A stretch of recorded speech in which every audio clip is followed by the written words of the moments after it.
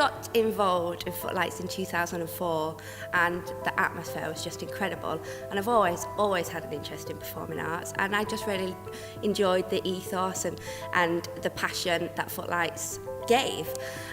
So we got involved, and I bought my first franchise, and it's been an amazing journey, and a journey that's continuing, and it really is a big part of the family. I grew up in Salford, and I think as a teenager I kind of felt a little bit frustrated by the lack of passion from where I was from, and I felt extremely passionate about theatre and things like that.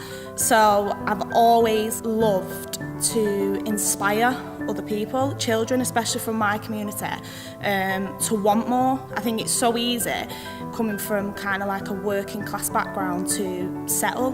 I want to inspire the children to do the opposite. If they want to be a doctor, they can be a doctor. Just because they come to my performing arts school doesn't mean that's what they need to go into when they're an adult. It's just kind of giving them that confidence in themselves that they can do whatever they want.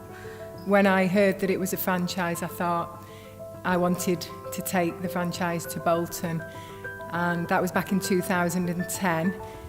I did have a franchise before Footlights that didn't work out, and I think that is a lot to do with the support. The support wasn't there with my previous franchise, but with Footlights, the support is there, and I know that, for example, I can literally just email Joe or text if I need advice, and it makes a huge difference as to the success of a business, having that support.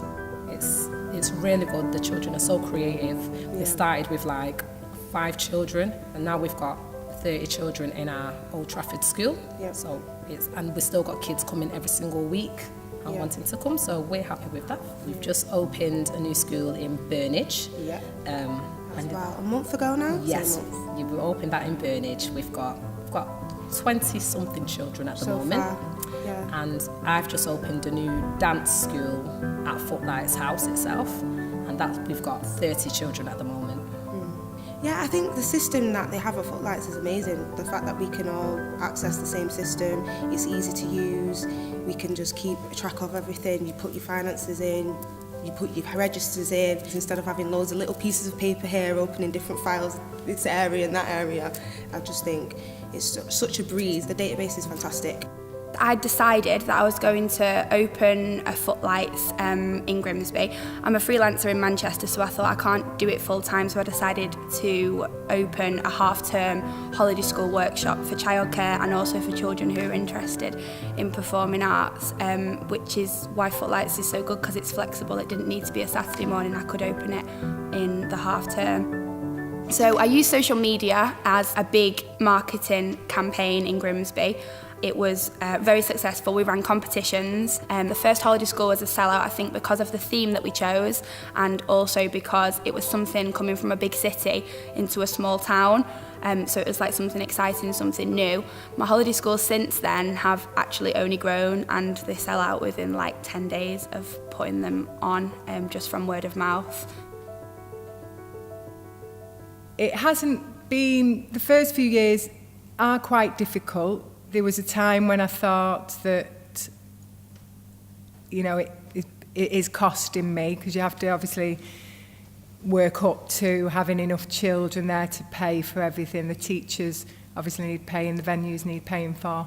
But I knew that I could make it work, so I carried on. I've been doing Footlights now, this is our 7th year, and I'm so glad we carried on.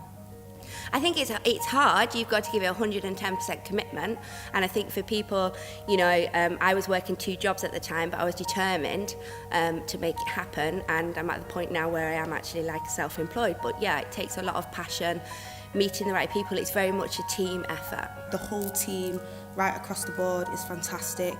If we needed to branch out to another franchise and say, have you got a member of staff that can help us cover this, it's accessible. Right down from the top, right to the bottom, we're all treated equally as a team. No one's seen as lesser than anybody else, and I think that in itself is liberating, and motivates you to move forward and do a lot more. I mean, you find some children aren't, you know, that is their forte, and they need performing arts to grow. And obviously, if we can provide that in the communities, then it's fantastic. I have 2 franchises. My other franchise is in, I would say, a more deprived area.